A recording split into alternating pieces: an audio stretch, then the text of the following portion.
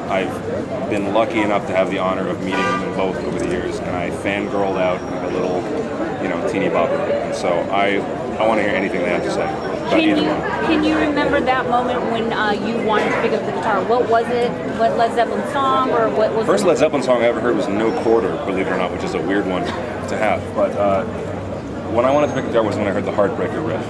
Just to this day, nobody touches that. Nobody. What do you think is so endearing about Zeppelin's music? Because it's 40 years on, and this music is as timely and as revolutionary now than it was then.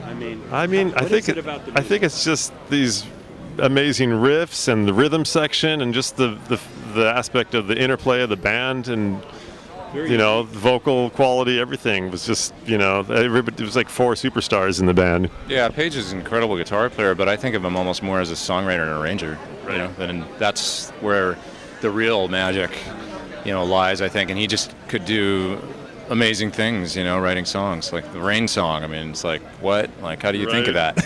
Yeah, the tuning alone is just strange. Yeah. I think it was the quality of, the musicians, and the music, the songwriting, which is kind of a lost art these days. But they just had it. They had that chemistry from the very first time that they all got together and rehearsed. And it was the drugs. No, it wasn't.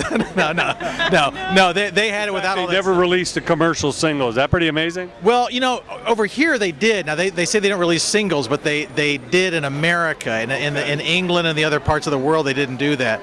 But I've got some 45s that there's a single over here. But that was in America. They did have singles, believe it or not. So yeah. But still, there was such a mystique back then. Now with the internet and TMZ, how can a band ever have the mystique of Zeppelin?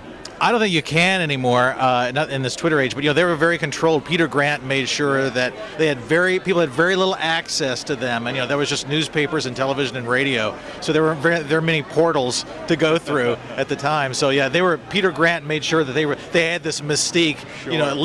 Limit the amount. Like Robert De Niro years ago. You never see him in it being interviewed, but that added to the mystique, and that's kind of the same formula for Led Zeppelin. You imagine they're coming out of their Moton Castle on a dragon's back to come tour or something.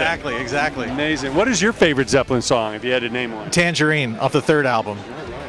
That's my fiance Georgia. What's yours? Hi there. Probably Going to California. Yeah. I know it's a classic. It's hard to narrow it down to a top dozen, isn't it? Well, and then In My Time of Dying, I always liked the live Earl's Court version. And there's so many. The new, I tell you, my new favorite is When the Levee Breaks off of the companion disc that just came out. There's a different version of that where Jimmy's slide guitar is just a little bit more up front, and it's just nasty and it's beautiful. And I told him that yesterday, and I said, "You make me make that face." When I that ugly face whenever I hear that, and I think he was quite pleased with that. Yeah, and no matter what the dollar figure is, isn't it kind of incredible that Robert Plant has that much integrity to say, look, what was will always be, and today is not yesterday. Well, that's not. Richard Branson came out and said that's not really happened, but even that inaccurate. He had said that whatever it was. He had said that many times before, and said that what I really don't want to do it for the amount of money. Yeah, exactly. They did it for Ahmet Ertegun, who signed them and believed in them, and that was why they did that. So, and I was there for that show. I wish they'd done maybe 10 more shows because it was so good. It really was. I think any guitarist, without a doubt. So, the songwriting, the guitar playing, the vision that he had, everything. It's just the whole thing. It's more than just guitar playing. Do you remember your first memory of when you discovered Led Zeppelin? I think either my Scotty's older brothers always playing Zeppelin around and stuff like that. But seeing, actually probably seeing like the cover band doing Zeppelin. We were just like, oh, dude, this is like the coolest thing on the planet. So but ever since then, without a doubt. What is it about Zeppelin's music so endearing? Why does it sound so fresh today? Because I actually just heard it on the radio on the way down here. No, I know it just, I don't know, stands up so well, without a doubt. I mean, the production, that's what I'm saying. I mean, Jimmy's just more than a guitarist, you know what I mean? It's just aside of the songwriting and the great soloing and everything like that, I mean, it's the production and the vision that he had with the band, you know what I mean? Without a doubt. I mean, you know, but it always comes down to just awesome songs, you know what I mean? I think the music is rooted in ancient rhythms, chord changes, and the words express things that other bands couldn't quite express, and they leave it open to the imagination. Combination of just incredible lyrics, vocals, melodies, chords. Yeah, being able to merge Celtic music with folk music, with the heavy blues, the early blues, and just to bring it all home is really, really different. And I think they're one of the first groups to really hone in on it, you know, and really bring all the different elements together in the right way. And I think every musician in the band was top notch at his gig, you know. It really was.